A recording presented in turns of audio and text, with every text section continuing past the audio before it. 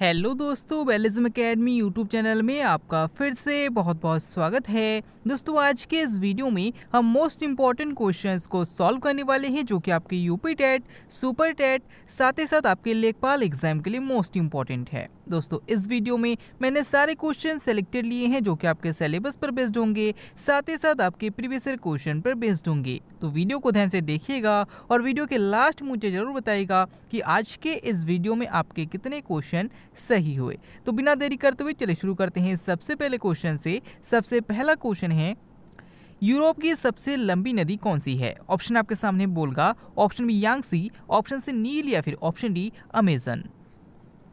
इसका सही आंसर हो जाएगा ऑप्शन ए बोलगा। दोस्तों, याद रखिएगा कि यूरोप की सबसे लंबी नदी बोलगा नदी है, एशिया की सबसे लंबी नदी यांगसी नदी है, दक्षिणी अमेरिका की सबसे लंबी नदी अमेजन नदी है, और याद रखिएगा कि अफ्रीका की सबसे लंबी नदी नील नदी है, और नील नदी जो है ये विश्व की सबसे लंबी नदी है। अगला क्वेश्चन, चाय में कौन सा अम्ल पाया जाता है? ऑप्शन आपके सामने ऑक्सैलिक अम्ल, ऑप्शन बी टैनिक अम्ल, ऑप्शन सी लैक्टिक अम्ल या फिर ऑप्शन डी एसिटिक अम्ल।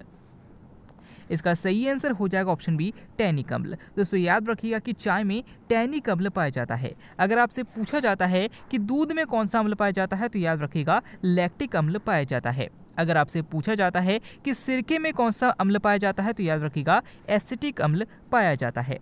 अगला क्वेश्चन, लौंग का द्वीप किसे कहा जाता है? ऑप्शन आपके सामने है Lakshadweep, option B Zanzibar, option C Greenland या फिर ऑप्शन डी बोर्नियो।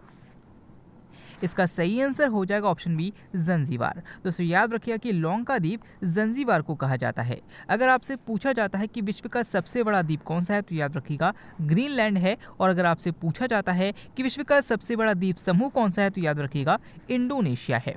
अगला क्वेश्चन, कौन सी पर्वत श्रेणी यमुना और सोन के मध्य जल विभाजक का कार्य करती है? ऑप्शन आपके सामने विंध्याचल श्रेणी, ऑप्शन बी कैमूर श्रेणी, ऑप्शन सी सतपुड़ा श्रेणी या फिर ऑप्शन डी अजंता श्रेणी। इसका सही आंसर हो जाएगा ऑप्शन बी कैमूर श्रेणी। दोस्तों, जो गंगा नदी है इसकी दो सहायक नदी, एक यमुना नदी और एक है सोन नदी, और इन दोनों के बीच में जो जल विभाजक का कार्य करती है वो कैमूर की श्रेणियां करती है। अगला क्वेश्चन, भारतीय संविधान में कितने भाषाओं का उल्लेख है? ऑप्शन आपके सामने 18, ऑप्शन बी 22, ऑप्शन सी 30 या फिर ऑप्शन डी 12।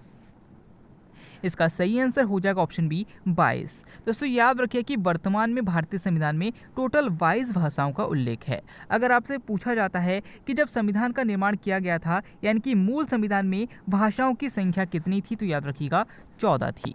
अगला क्वेश्चन, पिरामिड में उत्पादकों को हमेशा रखा जाता है। आपको बताना है कि जो पिरामिड बनाए जाते हैं उनमें उत्पादकों को कहां पर रखा जाता है। ऑप्शन आपके सामने है सबसे नीचे, ऑप्शन बी शीर्ष पर, ऑप्शन सी मध्य में या फिर ऑप्शन डी किसी में नहीं। इसका सही आंसर हो जाएगा ऑप्शन ए सबसे नीचे। दोस्तों, जो पिरामिड बनाए जाते हैं खास श्रृंखला और खास जाल के अंतर्गत हम पिरामिड बनाते हैं, और याद रखिए कि इसमें जितने भी उत्पादक होते हैं उनको सबसे नीचे रखा जाता है। जैसे मान लीजिए कि एक पौधा है, इस पौधे को टिड्डा खाएगा और इस टिड्डे को मान लीजिए कि मेढक खाएगा, तो सबसे पहले इस पिरामिड में हम सबसे नीचे घास को रखेंगे और उससे ऊपर वाले शिफ्ट में हम किसको रखेंगे? टिड्डे को रखेंगे, और सबसे ऊपर हम मेढक को रखेंगे। यानी कि यहाँ पर उत्पादक को यानी कि घास को सबसे नीचे रखा गया है। अगला क्वेश्चन, बैक्टीरियोफेज का क्या कार्य है? ऑप्शन आपके सामने है विषाणुओं के संक्रमण को रोकना, ऑप्शन बी जीवाणुओं को नष्ट करना, ऑप्शन सी विषाणुओं की प्रतिलिपि बनाना या फिर ऑप्शन डी जीवाणुओं की प्रतिलिपि। इसका सही आंसर हो जाएगा ऑप्शन बी जीवाणुओं को नष्ट करना। दोस्तों, याद रखिए कि बैक्टीरियोफेज यानी कि जो जीवाणु भोजी होते हैं ये जीवाणुओं को खाने का काम करते हैं, यानी कि जीवाणुओं को नष्ट करने का कार्य करते हैं। अगला क्वेश्चन, विश्व विकलांग दिवस कब मनाया जाता है? ऑप्शन आपके सामने है 4 जनवरी, ऑप्शन बी 3 दिसंबर, ऑप्शन सी 8 अक्टूबर या फिर ऑप्शन डी 29 जुलाई।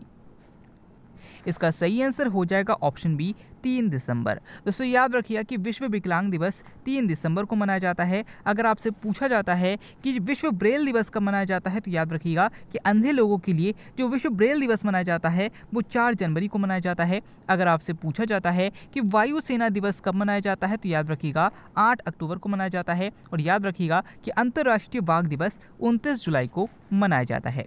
अगला क्वेश्चन, कृत्रिम वर्षा के लिए किसका प्रयोग किया जाता है? ऑप्शन आपके सामने silver bromide, option B silver iodide, option C hypo या फिर ऑप्शन डी ल्यूनार कास्टिक। इसका सही आंसर हो जाएगा ऑप्शन बी सिल्वर आयोडाइड। दोस्तों याद रखिए कि कृत्रिम रूप से बारिश कराने के लिए सिल्वर आयोडाइड का प्रयोग किया जाता है। अगला क्वेश्चन, मधुसूदनी हार्मोन किस ग्रंथि से निकलता है? ऑप्शन आपके सामने पीयूष ग्रंथि, ऑप्शन बी थायराइड ग्रंथि, ऑप्शन सी यकृत ग्रंथि या फिर ऑप्शन डी अग्नाशय ग्रंथि। इसका सही आंसर हो जाएगा ऑप्शन डी अग्नाशय ग्रंथि। दोस्तों आपने सुना होगा इंसुलिन हार्मोन के बारे में, और उसी हार्मोन को कहा जाता है मधुसूदनी हार्मोन। तो याद रखिए कि जो इंसुलिन हार्मोन यानी कि जो मधुसूदनी हार्मोन है ये अग्नाशय ग्रंथि से निकलता है। अगला क्वेश्चन, इनमें से किस राज्य की सीमा 3 पड़ोसी देशों से लगती है? ऑप्शन आपके सामने Tripura, option B Sikkim, option C Meghalaya या फिर ऑप्शन डी अरुणाचल प्रदेश। इसका सही आंसर हो जाएगा ऑप्शन बी सिक्किम। दोस्तों याद रखें कि सिक्किम एक ऐसा राज्य है जिसकी सीमा 3 अलग अलग देशों से लगती है। अगर आपसे पूछा जाता है कि किस राज्य की सीमा 3 ओर से बांग्लादेश से घिरा है, तो याद रखिएगा कि त्रिपुरा भारत का एक ऐसा राज्य है जो 3 ओर से बांग्लादेश से घिरा हुआ है। अगला क्वेश्चन, प्यासी भूमि का देश किसे कहा जाता है? ऑप्शन आपके सामने Asia, option B Europe, option C Australia या फिर ऑप्शन डी अफ्रीका। इसका सही आंसर हो जाएगा ऑप्शन सी ऑस्ट्रेलिया। दोस्तों याद रखिए कि ऑस्ट्रेलिया को प्यासी भूमि का देश कहा जाता है। अगर आपसे पूछा जाता है कि अंध महाद्वीप किसे कहा जाता है, तो याद रखिएगा अफ्रीका को कहा जाता है। अगला क्वेश्चन, एड्स में क्या प्रभावित होता है? ऑप्शन आपके सामने प्लाज्मा, ऑप्शन बी श्वेत रक्त कणिकाएं, ऑप्शन सी प्लेटलेट्स या फिर ऑप्शन डी लाल रक्त कणिकाएं।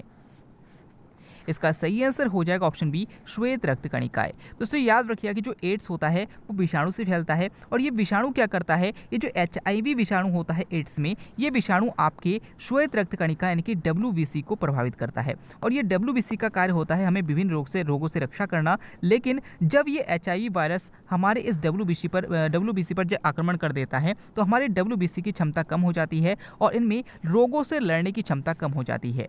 याद रखिएगा, इंपॉर्टेंट है। अगला क्वेश्चन, ब्लू मून का संबंध किससे है? ऑप्शन आपके सामने सूर्य ग्रहण, ऑप्शन बी चंद्र ग्रहण, ऑप्शन सी अमावस्या या फिर ऑप्शन डी पूर्णिमा। इसका सही आंसर हो जाएगा ऑप्शन डी पूर्णिमा। दोस्तों याद रखिए कि जो नॉर्मली कोई पूर्णिमा होता है हर महीने में लगभग एक बार होता है, लेकिन अगर कोई महीना ऐसा हो जिसमें दो पूर्णिमा हो तो जो दूसरा पूर्णिमा होता है इसी को ब्लू मून कहा जाता है। अब एक शब्द आपके सामने और आ सकता है जिसे सुपर मून कहा जाता है। सुपर मून किसे कहते हैं? अब जान लीजिए कि जब सूर्य और जो पृथ्वी और चंद्रमा की सबसे कम दूरी होती है तो उस स्थिति को सुपर मून कहा जाता है।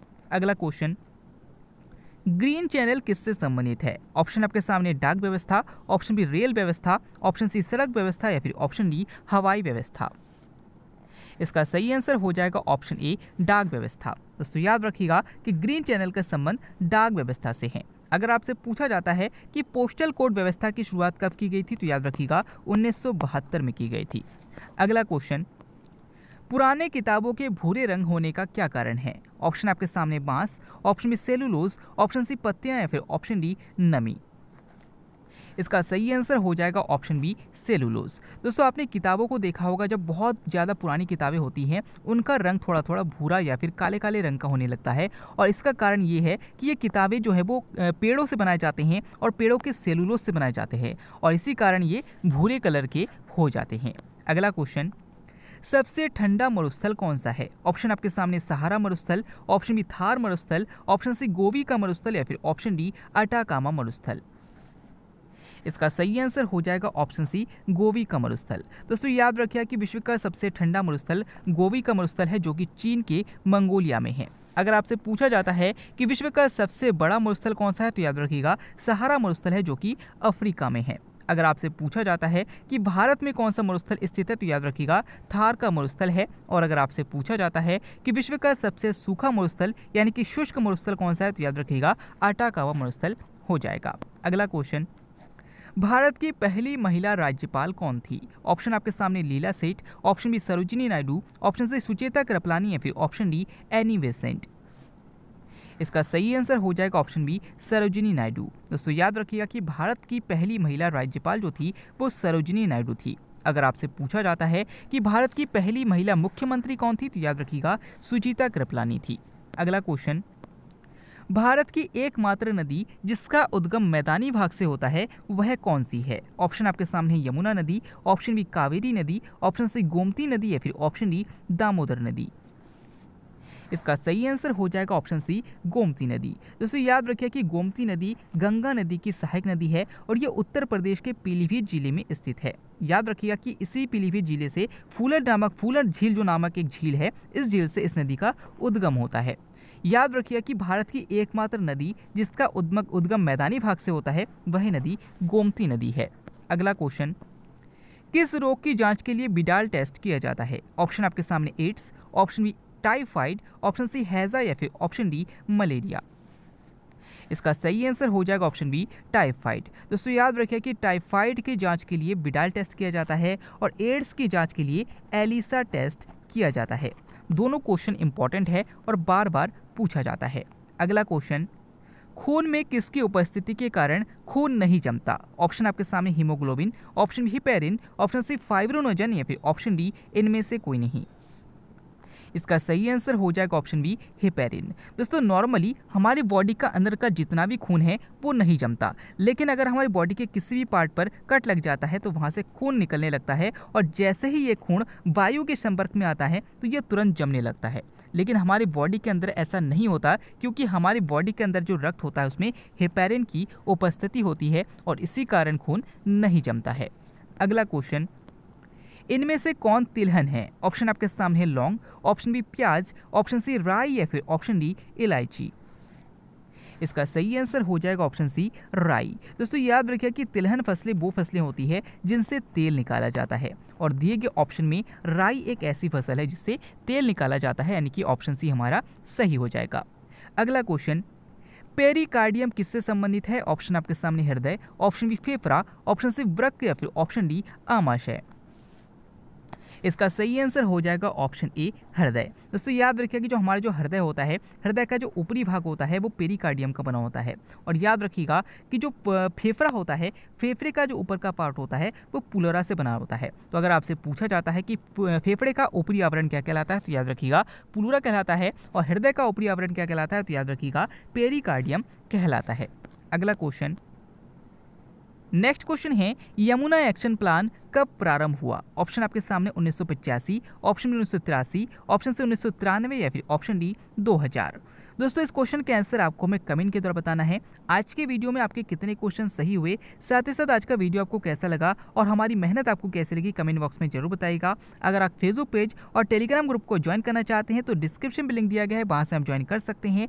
मिलते हैं अगले वीडियो में, तब तक के लिए देखते रहिए, सीखते रहिए।